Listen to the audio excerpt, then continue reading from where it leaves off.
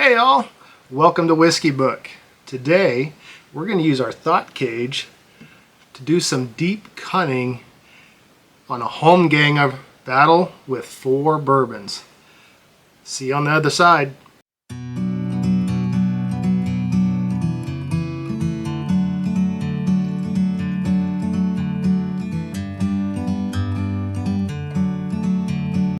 So in ancient Norse mythology, or not even Norse mythology, but in Vikinger days, there was a name called term called Holmganga, and Holmganga was a battle. That's when 2 warriors squared off in just one-on-one. Well, we have one-on-one in a way today. We have 4 bourbons that we're going to battle out and see which one's better. And what we're going to, because this is Whiskey Book, we relate books to whiskey. What we have is, oh, so good, Shadow of the Gods by John Gwynne. I've reviewed some, the first series, Faithful in the Fallen series by John Gwynne. Absolutely love it. This is a completely different journey. This book is amazing. The terminology with the intro, thought cage, your mind, deep cunning, is deep thinking. There are so many cool names and terminologies, and the language in here is just awesome. I love this book. It's the first in the series, and so what I'm going to do with this series is I'm going to battle out, have the Holmganga. It's maybe I'll put the spelling down below because I can't remember how it's spelled. But because it's the first book, we're going to start low. We're going to go with a 90 proof battle today. And I'm wearing a Colorado Rockies hat because 2 of these bourbons are from Colorado. So let's get into the bourbons real quick. I'll show you what we're going to come up. Then I'll get the book quasi-review, just how it relates. And then we'll go into the book, describe kind of what the book's about, and then we'll get into the bourbon battle. First up today, we have Mythology. Mythology is 88 proof, and I'm saying 90 proof. We're like right around, give or take 2 proof, around 90 proof today. Next battle will probably be the 100 proof battle, and then the third book, which isn't out yet, will be a higher proof battle. And I'm hoping the series ends as good as it is now. And let's see, Mythology is a blend of 3 straight bourbon whiskeys, 2 out of Indiana, then 1 out of Kentucky.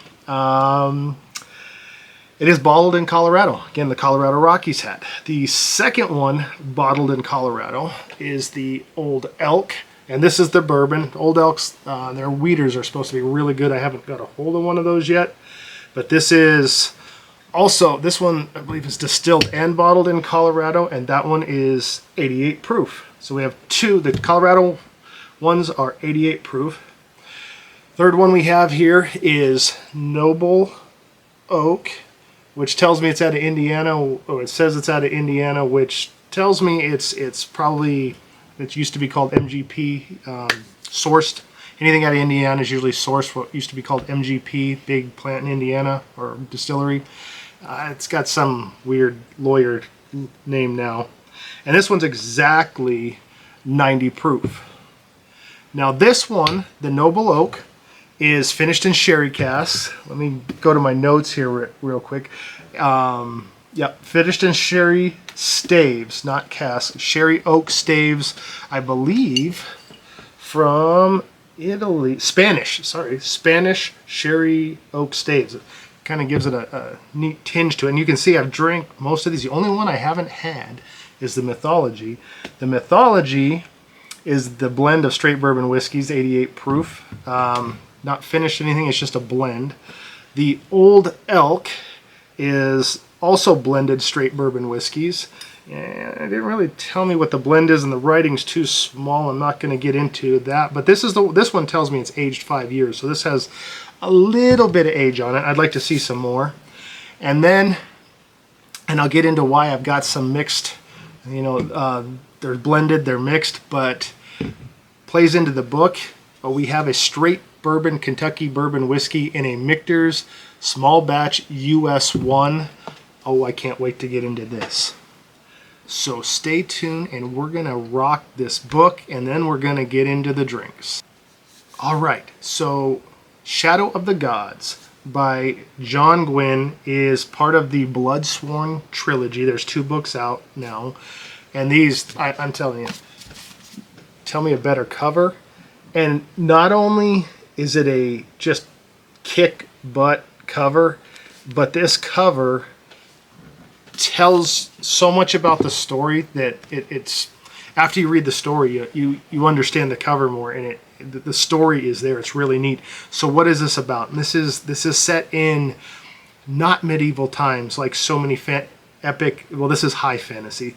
So many fantasy stories are set in the European medieval age. This is set in pre-Saxon invasion. This is when the Vikinger lived in Norway and Scandinavia and Finland, except they don't live there. They live in a place called Vigrift, which it's spelled funky because they use the Old Norse runes or letters or terminology in the book to describe some of this. It's really, really cool. So they live in Vigrift, which is a country dominated by, you have one queen, and you have different leaders, and then there's a hierarchy system, and all the way from Drenga, who are the warriors caste, to the normal everyday workers, to the thralls, who are the slaves. And thralls play a huge part in this book. They're not just slaves. They're the story behind this book is gods used to rule this land, and the gods were in the shapes of dragons and serpents and eagles and wolves and bears, and there's all of and they weren't just normal size. They were this size, and that's what ruled. And then there was a big battle, and the gods fell. And when they fell, mountains rose, and the gods, it's not like they made the story up to make mountains. No, they're like, really, you can see the face and the claws and the talons of the great gods who fell. And the story revolves around that, and part of when they fell, there were certain things made in the world, and thrall collars were one of the things that control people. You put a thrall collar on, and they can't not do your will, or they get this crazy singeing burning. Anyway, this story is a story of vengefulness and blood and battle, but it also follows different pathways. One pathway follows a blooded warrior who has been on the path for years and now must take up the vengeful path to find somebody. I can't go into that more. I will be spoiling part of the story, the beginning part of the story, so I can't do that. But it's pretty dang cool. Other part makes this book cool, and we're going to use that to dive into these bourbons, is a lot of people are the offspring of gods, and they're part human blood and they're part god blood, and they're called the tainted. And the tainted aren't well liked because people didn't like the gods because they caused a lot of destruction. And so tainted are a lot of times thralls, but you have these groups who are being secretive. They don't let people know that they have this blood, because when the blood comes out, the fangs actually come out. They actually kind of start to take the shape. So if you had Ufrir's blood, Ufrir is the wolf god. If you have his blood, then in battle, the teeth come out, the ears come out, your smell gets better. Give a couple pros and cons before we jump into the bourbon. The pros are, holy cow, the terminology is great. It's epic. It's the people, the interactions, that's epic as well, because they talk to each other, they converse, you feel the bond developing between certain people. You feel the one person who's alone, you feel that loneliness. It really takes you deep inside the book, like you get lost in there. The descriptions of the armor and the helmets and the hats and the land and the buildings is so, the smoke, you can almost smell it. It's really neat. I'd say cons to the book, it jumps around a little bit to start with. It's almost one I'm going to have to go back and reread because I'm in the second book now and I'm finally starting to I understand who the people are. It's hard to keep up because a lot of the names kind of are similar. If you if you've never heard Norse names before, which I really haven't, and I don't remember names really well either. So that's kind of rough. And I'd also say that well, John Gwynne is in The Faithful and the Fallen set up battles really well. The battles are still set up fairly well, but the actual fighting is, I feel like I'm in a Batman show. It's kind of like clash, bang, scrap, boom, and then the fight was over and somebody had a spear sticking at him. Now, there's definitely more detail than that in some instances, but I would say that I would like to, sword moves, cuts, slashes that work. But then there are also parts in the book where they talk about like the sea axe knife that the Norse use cutting across, and does it rend the mail or not. So that I can't completely knock on that. I would just like to see a little bit more. But that aside, those are minor gripes for what this book is. This is one of the best covers I've ever seen, and the book doesn't disappoint. But will these bourbons disappoint? I don't know. Let's find out. Again, 90 proof battle. If you would have asked me, I don't know, 6 months ago, this probably would have been my sweet spot. I've kind of moved a little bit higher in my bourbon journey. I like some higher proof stuff now, but I still don't have anything wrong with 90 proof. They're still good. I haven't had any of these in a while, and I've never had the Mythology. So I've got 4 glasses set up in front of me. I don't know which ones are in which. They're all the same type of glass. They're all numbered, and I didn't number or pour them. So I don't know which is which. So we're going to go through one at a time. I'm going to start on my left, your right, and let's see what we got here. And right off the bat, I get, as I would kind of expect with a couple of these, is kind of a grass, hay kind of lightness to it.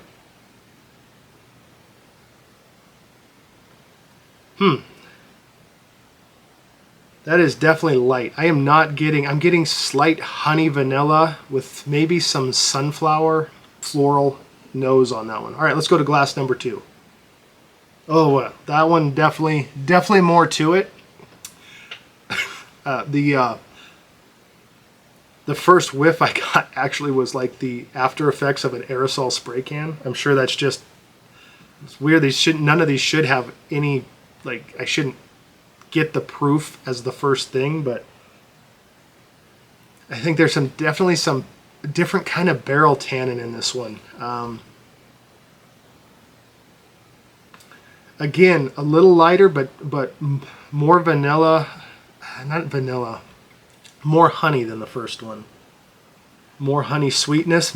I'm getting a little bit of bread crust, like the smell of bread crust. So that was number 2 for me.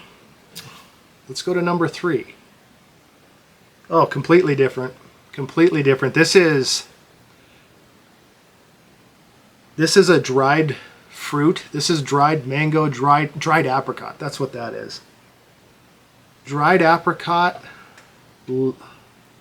Again, the honey. All of these kind of have the more the honey than the. I'm not getting the typical caramel, maple, sugar, brown sugar, bourbon smells on any of these right now. That one's definitely that dried apricot forward with a little bit of grass on the back end, and actually a little tobacco on the bottom of the glass there. This one's kind of unique. I kind of like it. On one part, I get the light grass, the hay that, it kind of tells me it's maybe young, but then on other parts, I'm getting that really, really forward dried fruit. Really forward on the dry fruit. Okay, let's go to the other one. Reset the nose here. Okay, there we go. This one is more bourbon. This is caramel. This is brown sugar, and I'm getting tobacco on the right side of the other one. I got tobacco on the bottom side of it. This I'm getting tobacco over here. The tobacco's a little stronger, where the number 3, whatever number it is, the third in my row was like old cigarette butts. This is more cigar. This is more a richer tobacco. And definitely vanilla, caramel, a lot more bourbon type smells on this one. All right, we're gonna go in the palate on them. Let's see what we got. First glass. Going back to it, I'm still getting really young smelling. Really, really light. Floral. I'm getting a little bit more vanilla on this one this time.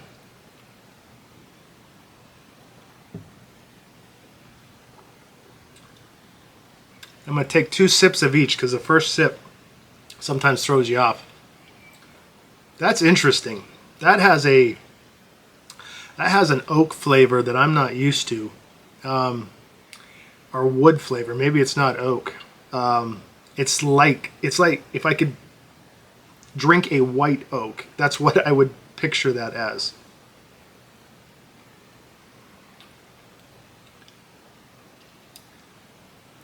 It's a little drier, but dry in a good way. It doesn't disappear. It's just not effervescent. It sits on there. It's really light vanilla, light honey. I get those kind of cereal taste to it, like if I'm Kellogg's Special K or something with drowned in milk. Got a decent finish. It's still there. It's just oaky. It's light oak is what I'm getting off of that one, plus maybe a little bit still floral on that. Okay, go to number 2. Oh, now when I come back to number 2, it's almost sour smelling. Like it's a sharper nose on it. The smell, and it's a sharp sweetness. And maybe a little red berry in there too. Oops. All right, let's see.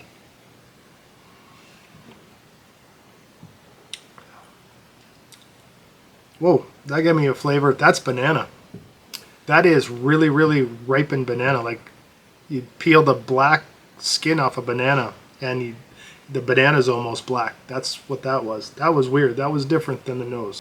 That was all banana with a little bit of proof and oak on the sides. But yeah, that flavor was nanner. All right, that is weird. So this one, number 2, was I kind of got a sourness, and now I go to 3 and I get a sourness.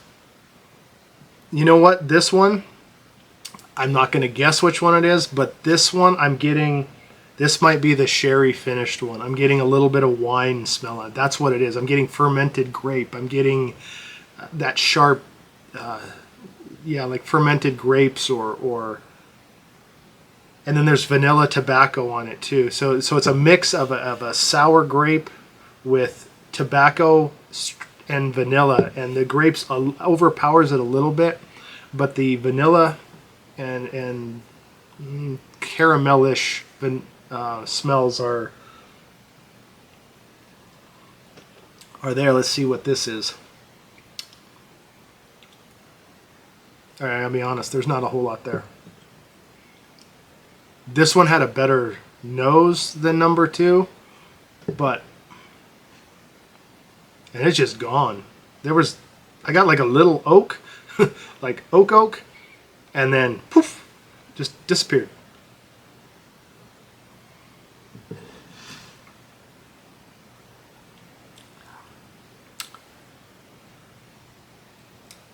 Trying to get you something, but it's there. There is oak tannin, not sharp.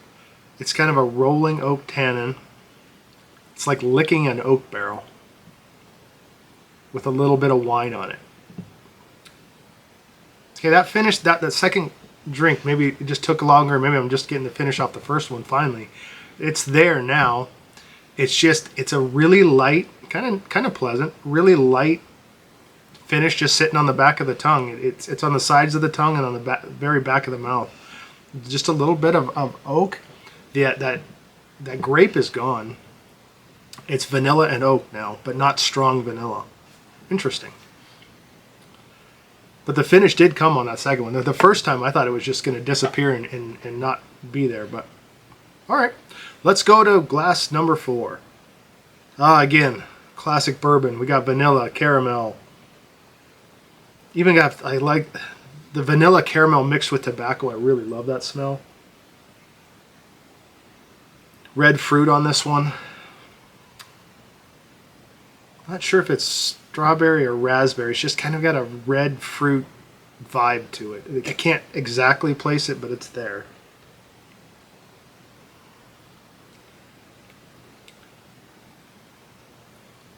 Okay, that's more bourbon. That's vanilla caramel rolling in barrel, just going on the back of the tongue, right down the middle of the tongue, all the way to the back.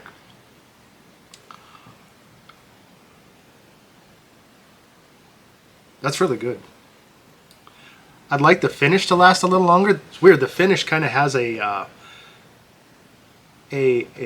Coke, a flat Coke flavor right on the very, very back of the mouth, like where the junction where the throat comes up and your tongue meets. There's like I can taste it. It's like flat Coke right there.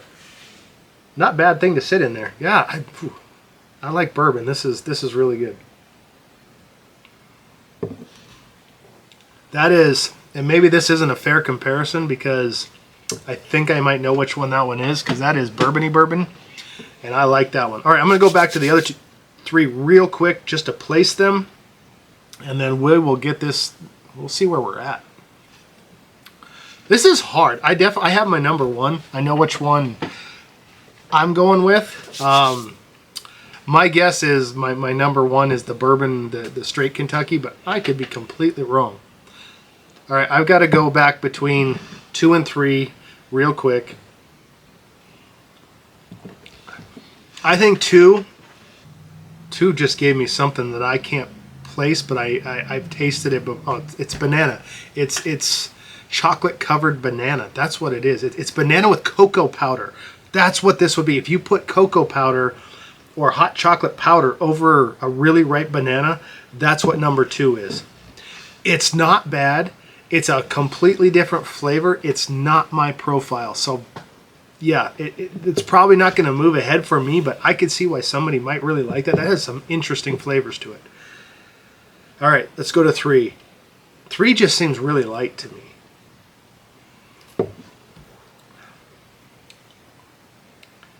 After I go to 2, even though 2 isn't my profile, 3 is just so light. I can't.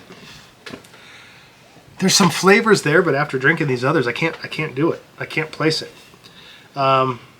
So yeah, let me go back to 1 because I'm having a tiff here between 1 and 2.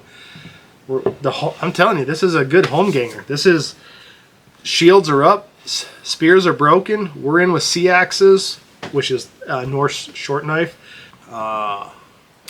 Sea axes were very, very, hand axes and sea axes were extremely popular. This is just not my profile, but it is too interesting to put in last. It is complete. It is now a banana cream pie. But we're going to go from last to first. Last place would be the number 3 one, which was just too light compared to the others. It might be really good by itself, but let's find out. We have glass. It was actually number 3. I didn't mean for that. I mixed them all up before this. So let's find out which bottle number 3 is. Oh, that's a bummer. Number 3 is Mythology, which I actually kind of hoped would win because it fits more in with the mythology of this. And by the way, this book is Freya approved. Freya, you'll get a picture of her. She absolutely approves of this. But the bourbon in the Mythology, dang. 3rd place is number 1. Wow, did I get these? Wow. So I have 1 and 3. 2 left to see if I actually put these in order. I did not mean to do that. I mixed these all up. I had no idea what order they are. So Noble Oak. Noble Oak in number 3 kind of doesn't surprise me. I remember from drinking this before.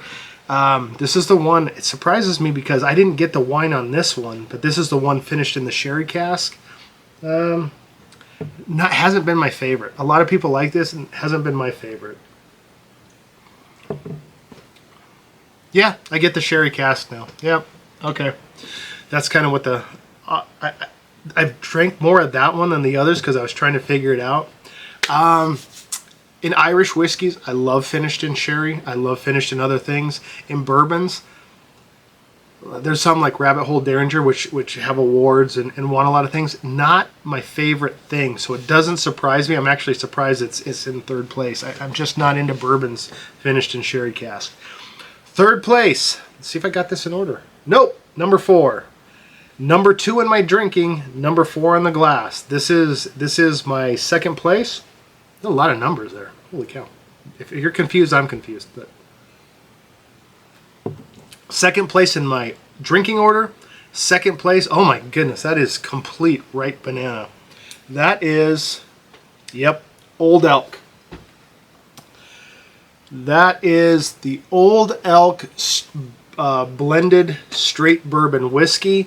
That has some Old Forester notes to it. That is a complete ripe banana. Every time I go back to that, I get the ripe banana, and I like bananas, so doesn't surprise me. And of course, that means number 1 is bottle number 2, which is Michter's US 1 small batch, which I'm actually kind of happy about because I like Michter's. It was pretty easy for me to pick that out because this was definitely the bourbon one, and out of all these mixes and blends and finished in different casks, I just like bourbon. I just do. For the 90 proof battle, Michter's rocked it, and we will see you next time. Thanks for sticking with me, and have a good one.